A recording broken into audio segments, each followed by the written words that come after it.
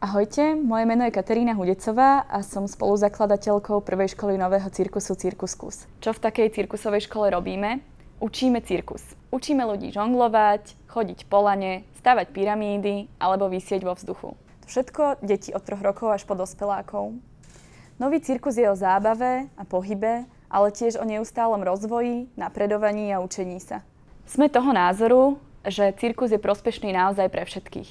Práve preto sme sa rozhodli prihlásiť s nápadom, ktorý takéto cirkusové rozvojové programy prináša deťom, ktoré to potrebujú viac ako ostatné.